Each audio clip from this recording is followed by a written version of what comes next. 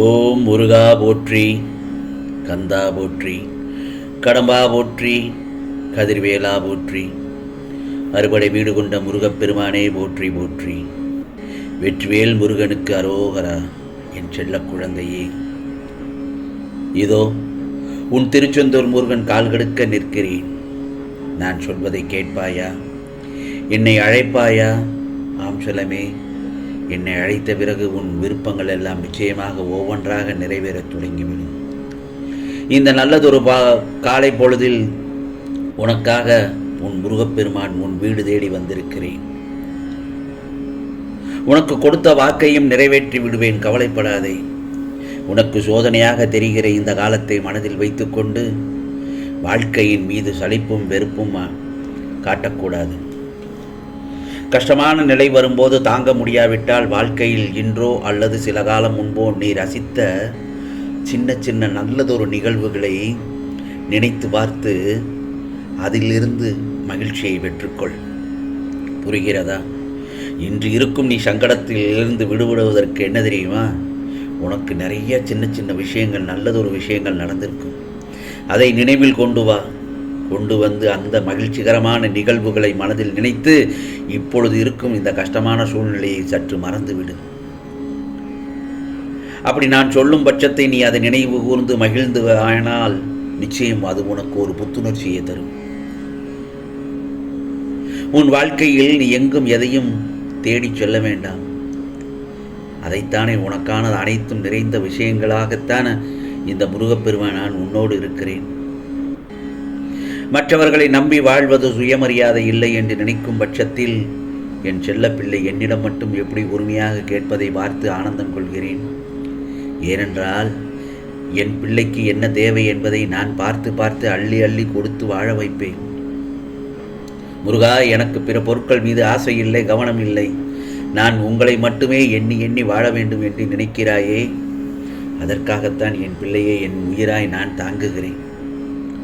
உன்னை உனக்கான நிழலில் வாழ வைப்பேன். உனக்கான சாம்ராஜ்யத்தை உருவாக்கி விட்டேன். அனைத்தும் உன் வாழ்வில் வெகு விரைவில் உனக்கு கிடைக்கப் போகிறது. என் செல்ல பிள்ளையே, நீ வானத்தில் மீண்டும் நட்சத்திரமாய் ஜொலிக்கப் போகிறாய். உன் சிரிப்பில் என் சந்தோஷம் இருக்கிறது.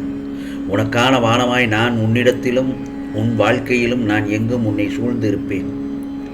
உன்னை உன் வாழ்வில் ஜொலிக்க வைக்கப் போகிறேன்.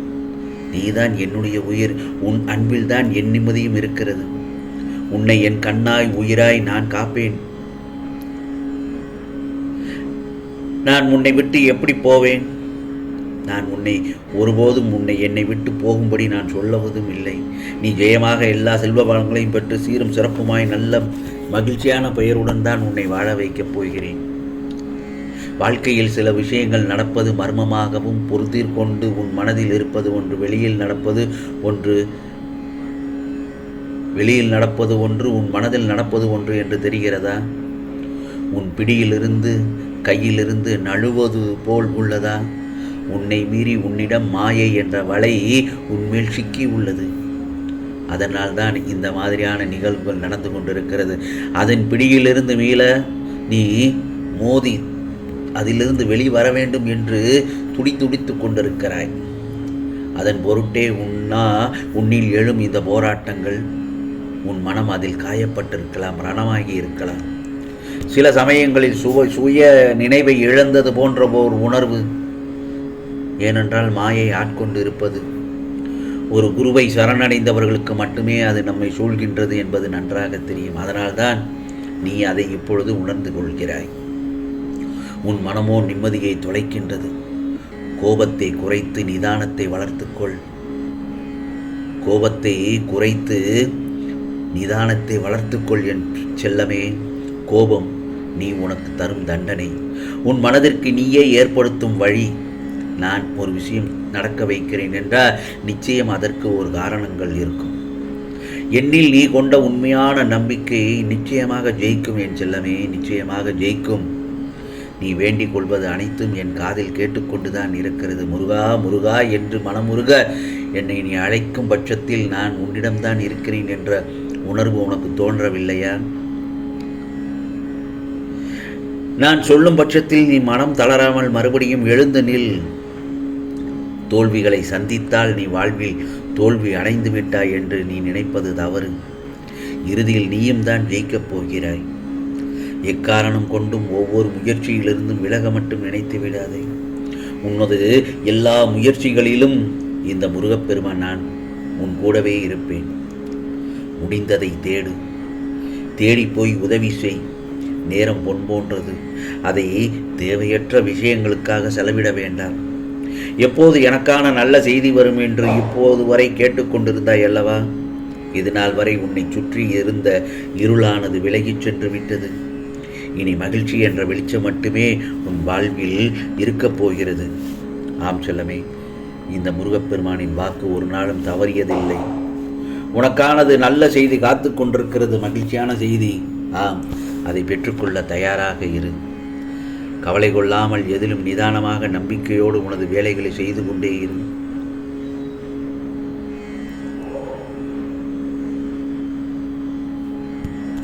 நான் சொல்வது என்னவென்றால், சில பேர் உன்னிடம் சுயநலத்திற்காகவும் சூழ்நிலைக்கு ஏற்ப உனக்கானது செயல்பட்டு யாரெல்லாம் உனக்காக சுயநலத்தோடு செயல்படுகிறார்கள் என்பதையும் பிறரிடம் எப்படி எவ்வாறு செயல்பட வேண்டும் என்பதை முதலில் தெரிந்து கொள். கவலை கொள்ளாமல் நிதானமாக நம்பிக்கையோடு உனது வேலைகளை செய்து கொண்டே இரு. பிறகு பார், நிச்சயம் உன்னுடைய காரியம் அனைத்தும் கைகூடும், வெற்றியோடு கிடைக்கும். ஆம், சற்று யோசித்துப்பார். உனக்கு ஏதாவது ஒரு வழியில் நான் யோசனையும் பதிலும் சொல்லிக் கொண்டுதான் இருக்கிறேன். அதை நீ என்னை உணர்ந்து கொள். அந்த சமயத்தில் உனக்கான உதவியை ஒருவர் மூலம் அனுப்பி வைப்பேன். என் மீது முழு நம்பிக்கை உள்ளவர்களுக்கு என் உதவி இக்கட்டான நிலையிலும் நிச்சயமாக கிடைக்கும். உதவி வேண்டி என்னை அழைக்கும் நேரத்தில் முருகா முருகா என்று என்னை அழைக்கும் பட்சத்தில் நன்றாக கவனித்துப்பார். பளிச்சென்று உன் மூளைக்கு உரைக்கும் மாதிரி நான் அங்கு இருப்பேன். அதை நீ பல தடவை உணர்ந்திருக்கிறாய். சற்று யோசனை செய்துவார். நான் அப்படி உன்னிடத்தில் பல தடவை உன் யாராவது ஒரு ரூபத்தில் வந்து உனக்கு காட்சி தந்திருப்பேன். உனக்கானது நல்லதை செய்திருப்பேன். அதுதான் இந்த முருகப்பெருமானின் செயல். என் மீது முழு நம்பிக்கையுடன் இருக்கிறாய் என் செல்லப்பிள்ளை. முருகா, நீதான் கதி. நான் என்ன செய்தாலும் எனக்காக நீ இருக்கிறாய் என்று என்னை நம்பி இருக்கும் என் செல்லப்பிள்ளையை நான் எப்படி கைவிட்டு விடுவேனா? நிச்சயமாக இல்லை. சில நேரங்களில் கஷ்டங்களும் துயரங்களும் வருவது இயற்கைதான். யாருக்குத்தான் அந்த மாதிரியான கஷ்டங்கள் இல்லை? சற்று யோசனை செய்து பார். நான் சொல்வதை கவனமுடன் கேட்டாய் அல்லவா? என்னை அழைத்த தருணத்தில், முருகா முருகா என்று அழைத்த தருணத்தில் உன் விருப்பங்கள் எல்லாம் என்று நல்ல பொழுதாகத்தான் விடிந்து அதை முழுமையாக அனுபவிப்பாய். நல்ல பொழுதாக உன் விருப்பங்கள் அனைத்தும் நிறைவேறும். உன் கஷ்டம் இனி அடியோடு முடிந்தது. ஆம் செல்லமே, இது முருகப்பெருமானின் அருள் வாக்கு, சத்திய வாக்கு. ஓம் சரவண பவ, ஓம் சரவண பவ, ஓம் சரவண பவ. வெற்றிவேல் முருகனுக்கு அரோகரா.